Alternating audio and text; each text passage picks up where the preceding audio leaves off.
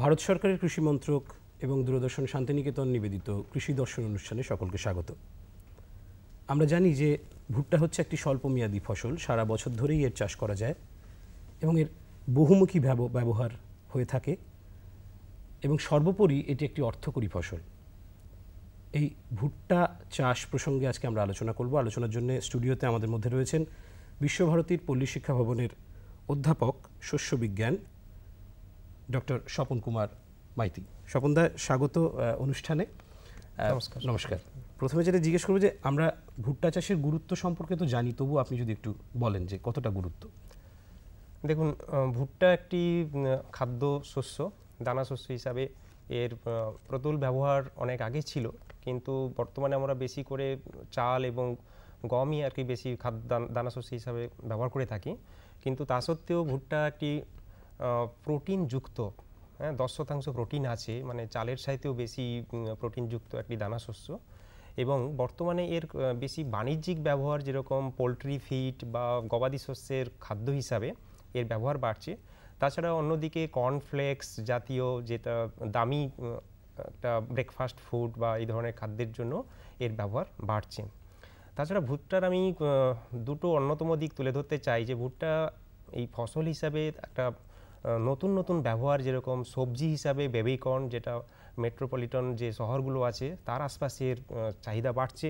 এবং ভুট্টা ফসল হিসাবে এটা একটা আপৎকালীন ফসল হিসাবে যে কোনো সময় বছরে লাগানো যায়।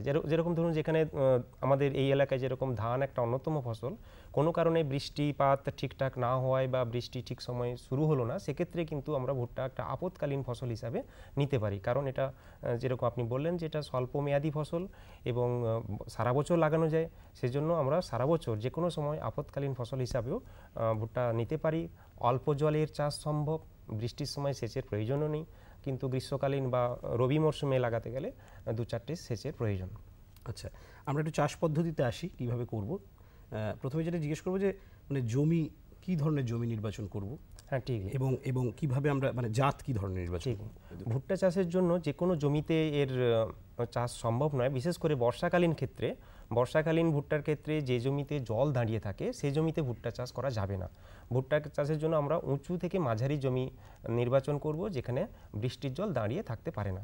তাছাড়া আমরা রবি মরশুমে করলে যে কোনো জমিতে আমরা ভুট্টা চাষ করতে পারি। জাত হিসেবে দেখুন, ভুট্টার এখন নানান, বিশেষ করে শঙ্কর জাত বাজারে নানান উন্নত কোম্পানি, নামী কোম্পানি, তারা উন্নত শঙ্কর জাত বাজারে আনছে। সেই সমস্ত জাত চাষি ভাইরা নিয়ে লাগাতে পারেন। তাছাড়া কম্পোজিট ভুট্টা বাজারে, যেরকম কিষান, অম্বর, এই ধরনের কম্পোজিট জাত পাওয়া যায়। এবং শঙ্কর জাত ও গঙ্গা, স্টার্চ, হাই স্টার্চ, এই ধরনের শঙ্কর জাতও বাজারে পাওয়া যায়। আমি বলবো যে বাজারে বিভিন্ন নামী কোম্পানির শঙ্কর জাতের বীজ বাজারে পাওয়া যায় এবং সেগুলো ফলনশীল হিসাবে খুবই ভালো।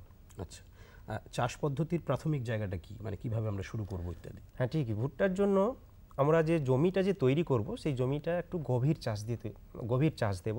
প্রথমে আমরা যদি ওই মোল্ডবোর্ড প্লাউ বা ট্রাক্টর দ্বারা যে ডিস্ক প্লাউ দিয়ে যদি আমরা গভীর চাষ 20 থেকে 25 সেন্টিমিটার গভীর চাষ একবার দিয়ে, তারপরে দেশি প্লাউ 3-4 বার বা হ্যারো দিয়ে 2-3 বার হ্যারো দিয়ে জমিটা সুন্দর করে তৈরি করে নিতে হবে। এখানে একটু আগে বলেছি যে ভুট্টা জল দাঁড়ানো সহ্য করতে পারে না, সেই জন্য জমিটা যেন ঠিক সমতল হয় সেটা দেখতে হবে। কোথাও নিচু থাকলেও, সেখানে জল দাঁড়িয়ে থাকলেও, তাহলে ওই অংশের গাছগুলো কিন্তু খারাপ হয়ে যাবে। ভুট্টা অবশ্যই আমরা সারিতে বুনবো। চাষি ভাইরা অনেক সময় ভুট্টা বীজ ছিটিয়ে না বনে আমরা সারিতে বুনবো। আমাদের সিড ড্রিল যদি না থাকে, তাহলে সেক্ষেত্রে আমরা দেশি প্লাউয়ের যে ফাল, সেই দেশি প্লাউয়ের ফালে আমরা বীজ দিয়ে সারিতে ভুট্টা লাগানো উচিত। দুটো সারির মধ্যে যে দূরত্ব, সেটা অন্তত 60 সেন্টিমিটার থাকা উচিত এবং একই সারির মধ্যে বীজ থেকে বীজের দূরত্ব 20 থেকে 25 সেন্টিমিটার থাকা উচিত এবং বীজ অবশ্যই 4 থেকে 5 সেন্টিমিটার গভীরে দেওয়া উচিত। আচ্ছা, সার তো গুরুত্বপূর্ণ বিষয় একটা যে কোনো ফসলের ক্ষেত্রেই। ভুট্টার ক্ষেত্রে কীরকমভাবে সার প্রয়োগ করব? হ্যাঁ, এখানে দেখুন, জমি তৈরির সময় আমরা জানি চাষি ভাইরা কিছু জৈব সার এবং কিছু মূল সার জমি তৈরির সময় দিয়ে থাকেন। ভুট্টার ক্ষেত্রেও আমরা জৈব সার বিঘা প্রতি 5-6 কুইন্টাল জৈব সার প্রয়োগ করা উচিত। সেই সঙ্গে জীবাণু সার অ্যাজোফস বিঘা প্রতি 2 কেজি জমি তৈরির সঙ্গে ওই জৈব সারের সঙ্গে মিশিয়ে জীবাণু সারটাও দিতে পারি। আর জমি তৈরির শেষ পর্যায়ে যে মূল সার বিঘা প্রতি urea 15 KG, super phosphate 60 KG এবং potash, muriate of potash 5 KG বিঘা প্রতি দেওয়া উচিত। এটা শঙ্কর জাতের জন্য বলছি, যেটা বেশিরভাগ ক্ষেত্রেই শঙ্কর জাত লাগানো, তো আমিও বলবো যে শঙ্কর জাতই লাগাতে। এছাড়া চাপান সার হিসাবে চারা লাগানোর 30 দিন পরে ইউরিয়া 15 কেজি এবং পটাশ 5 কেজি, যে দুটো সারির মাঝখানে যে জায়গাটা থাকে সেটা একটু ঝুরঝুরে করে নিয়ে, মানে একটা অন্তর্বর্তী চাষ দিয়ে তারপর চাপান সারটা দিয়ে সেচ দেওয়া উচিত। আবার 15 দিন পরে, মানে বীজ বোনা থেকে 45 দিন পরে আর একটা চাপান সার, যেখানে 15 কেজি ইউরিয়া এবং 5 কেজি পটাশ বিঘা প্রতি দেওয়া উচিত। তাছাড়া আপনার অনুখাদ্য উপাদানেরও অভাব থাকতে পারে। যদি অনুখাদ্য উপাদানের অভাব থাকে সেক্ষেত্রে জমি তৈরির সময় জিঙ্ক সালফেট বিঘা প্রতি 3 কেজি এবং বোরন, যদি অভাব থাকে বোরনের, তাহলে বোরাক্স, যেটা সোহাগা নামে পরিচিত, সেটা বিঘা প্রতি 1 কেজি জমি তৈরির সময় দেওয়া উচিত।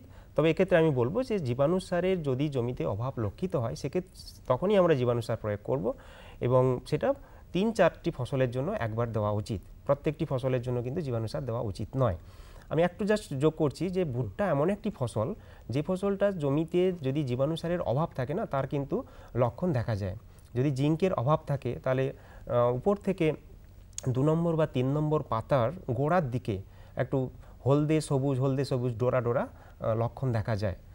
ছবিতে সেই ধরনের লক্ষণ চাষি ভাইরা দেখতে পারেন এবং বুঝতে পারবেন যে তাদের জমিতে জীবাণু সারের জিঙ্ক অনুখাদ্যের কোনো অভাব আছে কিনা।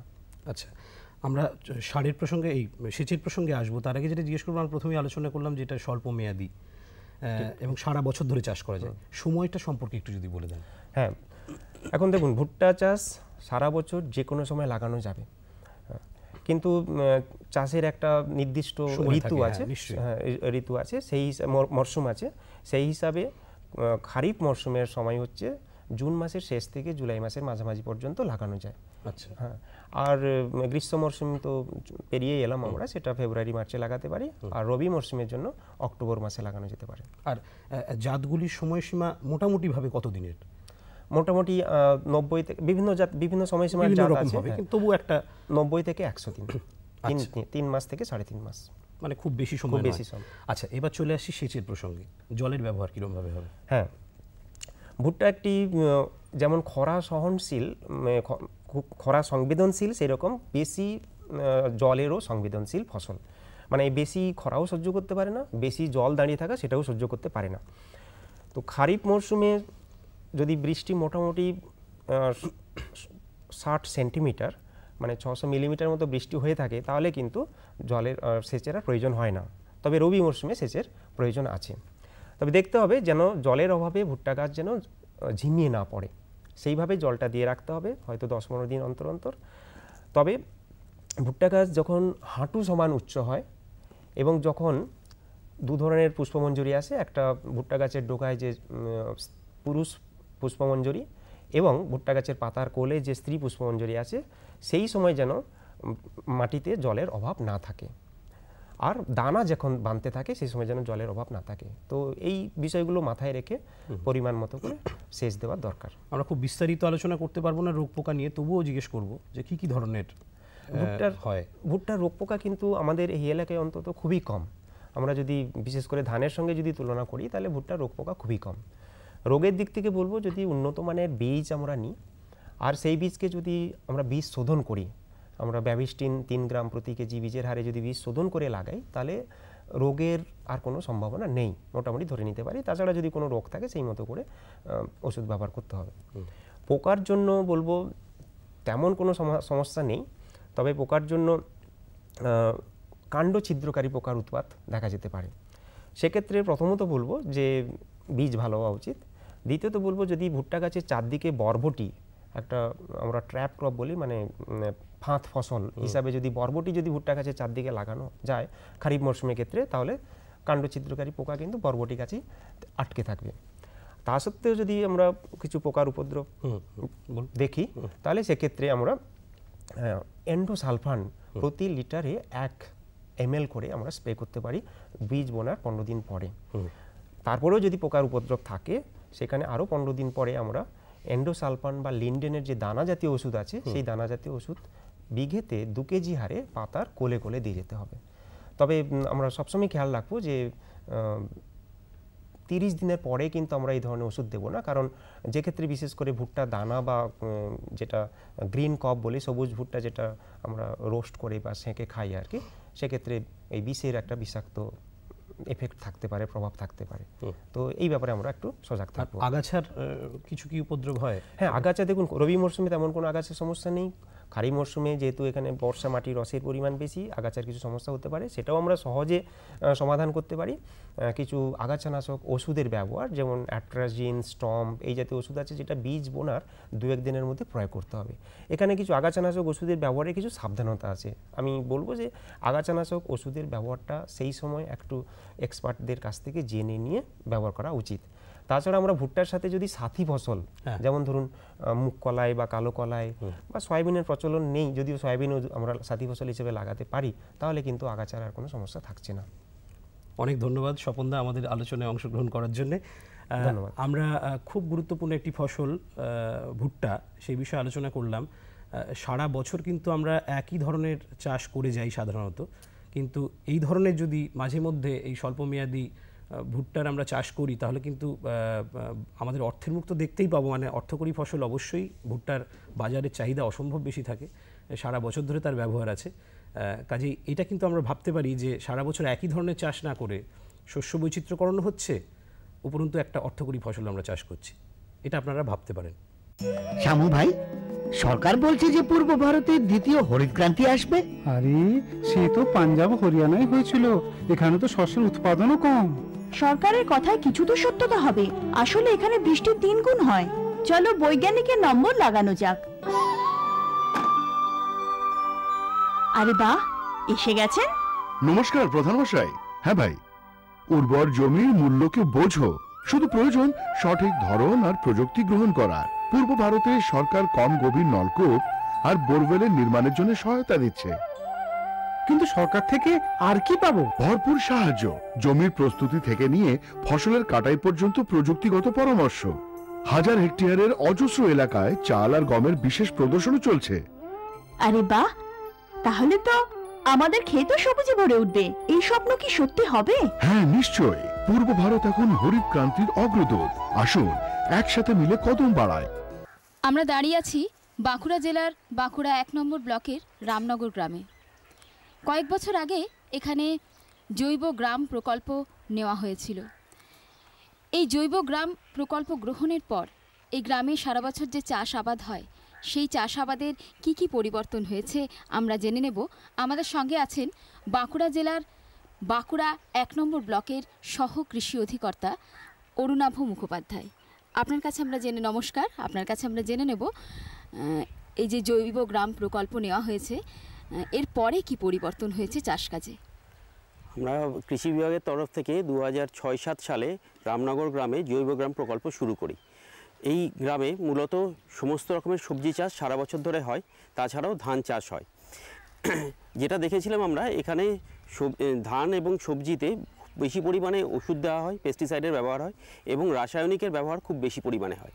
জৈবগ্রাম প্রকল্পের মাধ্যমে আমরা যেটা চাষিদেরকে অনফিল্ড ট্রায়াল করে বোঝাতে পেরেছিলাম যে জৈব পদার্থ এবং রাসায়নিকের জুডিশিয়াস মিক্সচারের মাধ্যমে, জুডিশিয়াস ইউজের মাধ্যমে তারা ফলনটা অনেক ভালো পাবে এবং কোয়ালিটি অফ প্রোডাক্ট অনেক ভালো পাবে।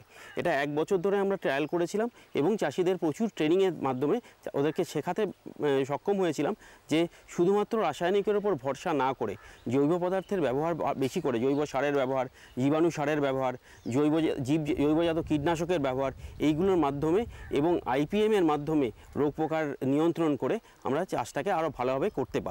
এখানে এরপরে আমাদের প্রচুর ফলো আপ প্রোগ্রাম হয়েছে, তার মাধ্যমে আমরা যেটা করতে পেরেছি এখানে রাসায়নিকের ব্যবহারটা আমরা ড্রাস্টিক্যালি কমাতে পেরেছি এবং জৈব সারের ব্যবহারটা বাড়াতে পেরেছি।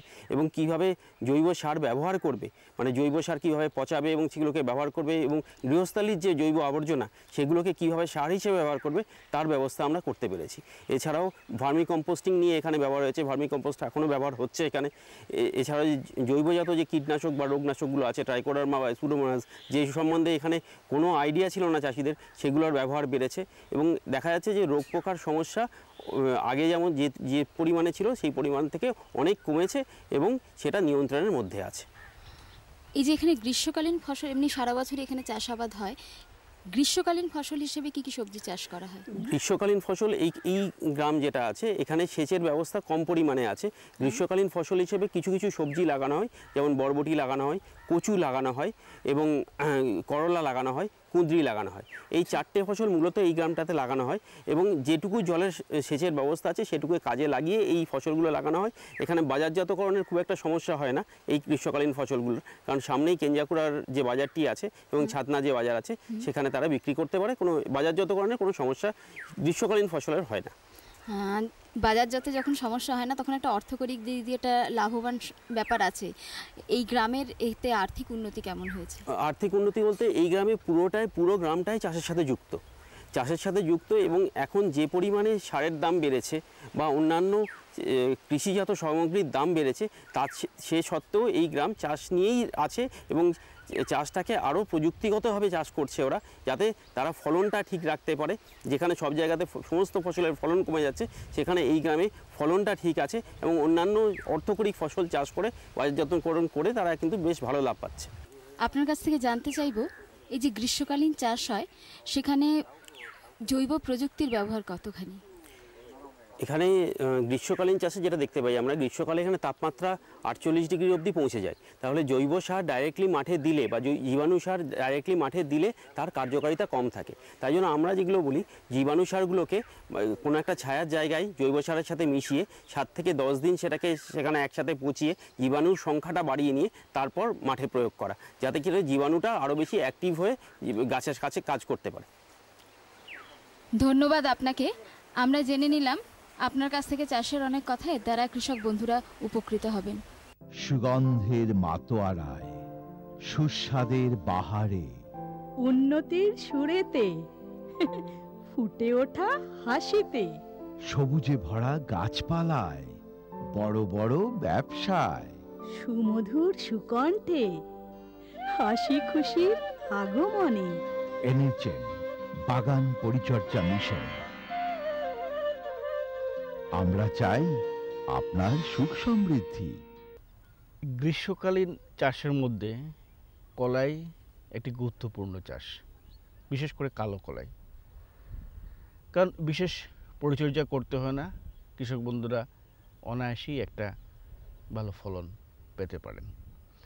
এই কালো কলাই চাষ সম্বন্ধে আমরা এখন আলোচনা করব। সঙ্গে রয়েছেন সহ কৃষি অধিকর্তা বিষয়বস্তু বোলপুর ডক্টর আব্দুস সালাম। সালাম সাহেব, প্রথমেই আপনার কাছ থেকে জানতে চাইব এই গ্রীষ্মকালীন কালো কলাই চাষের প্রয়োজনীয়তা কতটুকু? প্রয়োজনীয়তা অসীম, খুবই প্রয়োজন আছে আমাদের, কারণ আমাদের এখানে এমনিতেই ডাল শস্যের খুব ঘাটতি। সাধারণত আমাদের যা চাহিদা তার আমরা 30 থেকে 40 ভাগ তৈরি করি, আর বাকি 60 থেকে 70 ভাগ আমাদের বাইরে থেকে আনতে হয়। এই জন্য যদি এই চাষটা করা যায় তাহলে কিন্তু এর প্রয়োজনীয়তা আমাদের খুব মিটবে, চাষি ভাইরা কিন্তু লাভ পাবেন। আচ্ছা, এই চাষ করতে গেলে কিভাবে করতে হবে প্রাথমিক অবস্থায়? এইটা চাষ খুব সহজ পদ্ধতিতে চাষ করা যাবে। সাধারণত এই কলাই ফাল্গুন চৈত্র মাসে লাগানো হয়, বিঘেতে 4 কেজি করে বীজ লাগে এবং খুব বেশি পরিচর্যারও দরকার হয় না, কিন্তু লাভ দেয় বেশি। সাধারণত আপনি ভালোভাবে একটা চাষ দিয়ে নিয়ে জমিতে একটু জৈব সার প্রয়োগ করে, সারও কম লাগে এখানে, বিঘা প্রতি সাধারণত লাগে আমাদের 10 কেজির মতো ইউরিয়া, আর লাগে মোটামুটি 18 থেকে 20 কেজি সিঙ্গেল সুপার ফসফেট, আর 8 কেজির মতো পটাশ। এটা সবটাই কিন্তু জমিতে এর সময় দিতে হবে এবং বীজ তারপরে ছড়িয়ে দিতে হবে। এবং এই গাছ যখন বড় হবে তখন যদি আগাছা একটু জন্মায় তো সেই আগাছাটাকে পরিষ্কার রাখতে হবে। লাইনে যদি লাগানো যায় সেটা বেশি ভালো, বীজও কম লাগবে, পরিচর্যা করতে সুবিধা হবে, ফলনটা বেশি পাবো। এইটা যদি আমরা মানে চাষি ভাই লক্ষ্য রাখেন, সাধারণত ছড়িয়ে দেন, কিন্তু যদি লাইন সুইং করতে পারেন তাদের কিন্তু পরিচর্যা করতে খুবই সুবিধা হবে। আচ্ছা, এই চাষ তো হচ্ছে ফাল্গুন চৈত্র মাসে বলছেন, চাষটা উঠবে কখন? ধান চাষের ক্ষেত্রে কি কোনো প্রতিবন্ধকতা সৃষ্টি করতে পারে? খুবই অল্প দিনের হচ্ছে আমাদের এই লাগে, সাধারণত 70 থেকে 80 দিনের মধ্যেই ফল পেকে যাবে। আমি যদি ফাল্গুন মাসে লাগাই তো ফাল্গুন, চৈত, বৈশাখ এই বৈশাখ মাসের মধ্যে আমাদের জমি খালি হয়ে যাবে। এবং সেই জমি খালি শুধু হবে না, সেই জমিতে বিঘা প্রতি প্রায় 14 থেকে 15 কেজি ইউরিয়া যোগ করে দেওয়ার মতো ক্ষমতা যে কোনো ডাল শস্যের আছে, কলাইয়েরও আছে। কাজে জমির উর্বরা শক্তি অনেক বেড়ে যাবে। পরবর্তী যেটা ফসল লাগানো হবে খারিফে, সেটাতে কিন্তু আমাদের প্রায় 60% নাইট্রোজেন কম লাগবে। তার মানে এক্ষেত্রে মাটির একটা ভালো লাভ হচ্ছে এই চাষ করলে, মাটির স্বাস্থ্য ভালো হচ্ছে। আচ্ছা, তো এই কলাই চাষের ক্ষেত্রে রোগ পোকার কি কোনো হয় এবং রোগ পোকা হলে কিভাবে নিয়ন্ত্রণ করতে হবে? হ্যাঁ, এইটা প্রথমেই বলি যে সব ক্ষেত্রে যেমন বলি, বীজটাকে শোধন করে জমিতে ফেলতে হবে। যদি সম্ভব হয় ট্রাইকোডার্মা ভিড়ি জাতীয় কিছু পাওয়া যায়, তাহলে গোবর সারের সঙ্গে মিশিয়ে তার সংখ্যা বাড়িয়ে জমিতে যদি প্রয়োগ করা হয় প্রাথমিকভাবে, তাহলে কিন্তু যে গোড়াতে যেটা পচা ভাব প্রথম দিকে আসতে পারে সেটা হবে না। যেটা মেন সমস্যা হয় পোকার ক্ষেত্রে, একটা জালি পোকা আছে, পাতা ফুটো ফুটো করে দেয়, আর হচ্ছে যে শুঁয়ো পোকা আছে। এই দুটো পোকা যে কোনো সাধারণ ওষুধেই, পোকা মারা ওষুধে চলে যাবে। এটা বিকেলের দিকে যখন প্রাথমিক পর্যায়ে যখন পোকাগুলো থাকে, ওরা ঝাঁকে ঝাঁকে থাকে, পাতার নিচে ঝাঁকে ঝাঁকে থাকে, সেই সময় যদি পাতা দু একটা যেটা আছে সেটা টুঙ্গিয়ে ফেলে দেওয়া হয়, মানে কেটে পাতার নষ্ট পোকাটাকে পায়ে টিপে মেরে দেওয়া হয় গুচ্ছটাকে, তাহলে কিন্তু ওষুধ লাগবে না।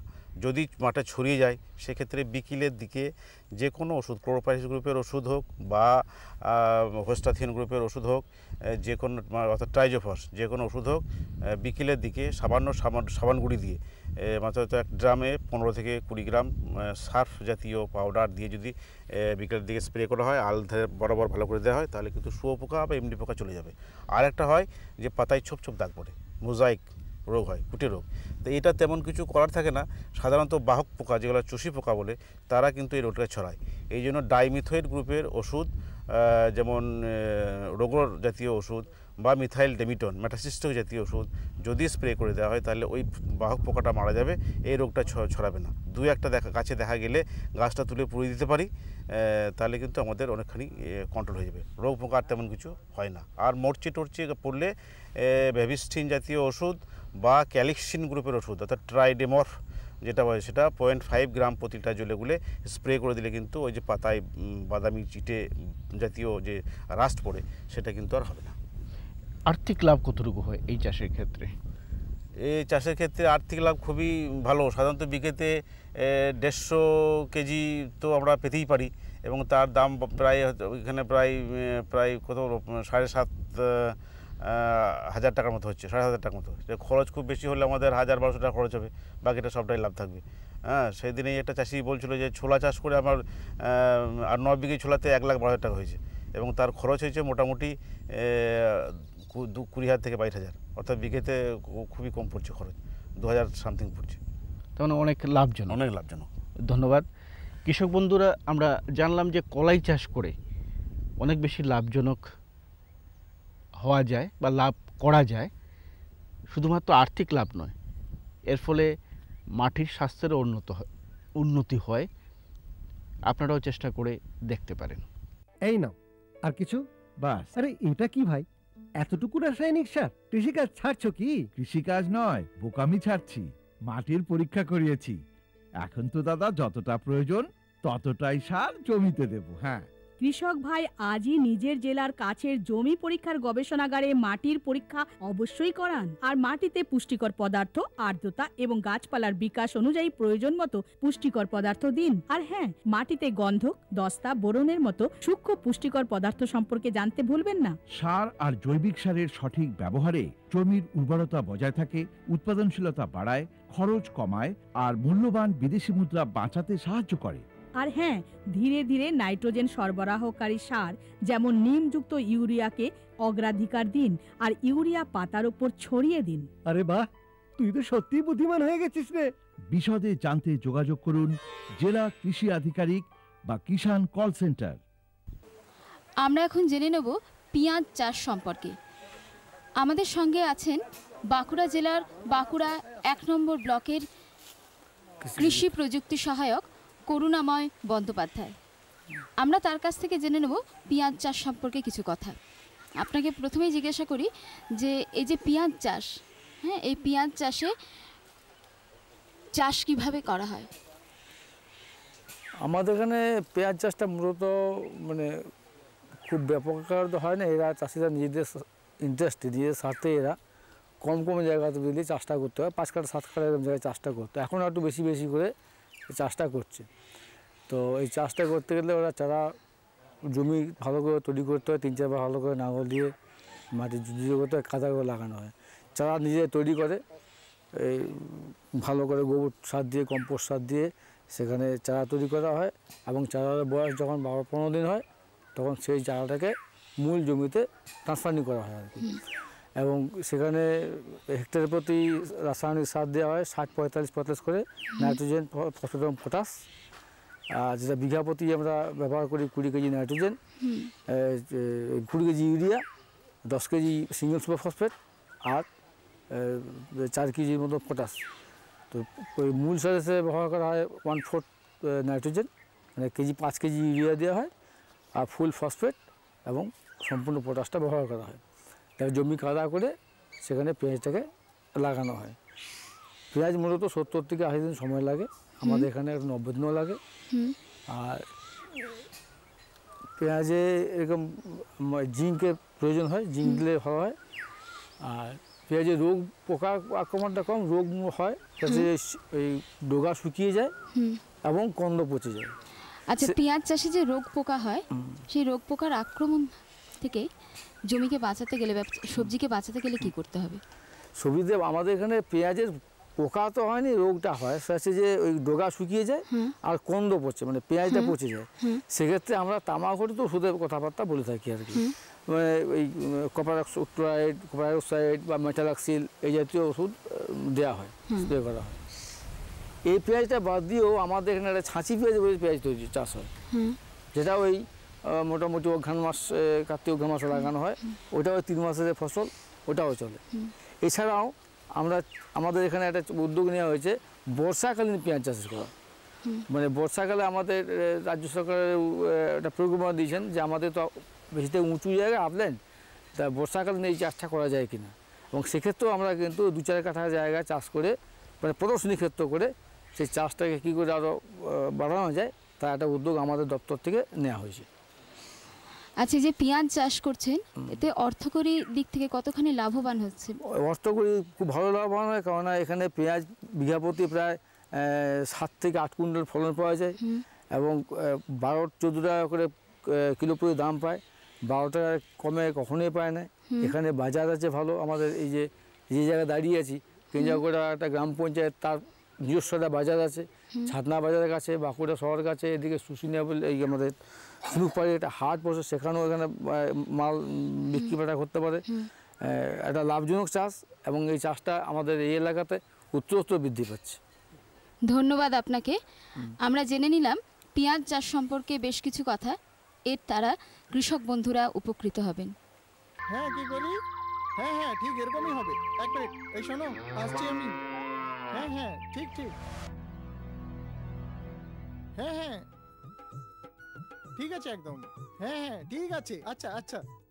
কার সঙ্গে কথা বলছিলে এত হেসে হেসে? আরে বাবা, কিষান কল সেন্টার, বিশেষজ্ঞের সাথে চাষের ব্যাপারেই কথা বলছিলাম। সকালেও দুপুরেও? আরে বাবা, কিষান কল সেন্টার তো সকাল 6টা থেকে রাত 10টা অবধি খোলা। রোববারেও? হ্যাঁ গো, বছরে 365 দিন। এত ফোনের বিল কে দেবে? আরে বাবা, কিষান কল সেন্টারের পরিষেবা সম্পূর্ণ বিনামূল্যে। কিন্তু তুমি এগুলো জিজ্ঞেস করছো কেন? আমি তো অন্য কিছু ভাবছিলাম। কৃষক ভাইরা কৃষিকাজ সংক্রান্ত সমস্যার নিজের ভাষায় তাড়াতাড়ি সমাধানের জন্য ভারতের যে কোনো ফোন থেকে রাষ্ট্রীয় হেল্পলাইন নম্বর 1800-1801-551-এ যোগাযোগ করুন। কৃষকের বন্ধু, কৃষকের কল সেন্টার। কেমন লাগছে আমাদের অনুষ্ঠান? আমাদের চিঠি লিখে জানান। চিঠি লেখার ঠিকানা কৃষি দর্শন, অধিকর্তা দূরদর্শন কেন্দ্র, শান্তিনিকেতন, শান্তিনিকেতন, সূচক 731235।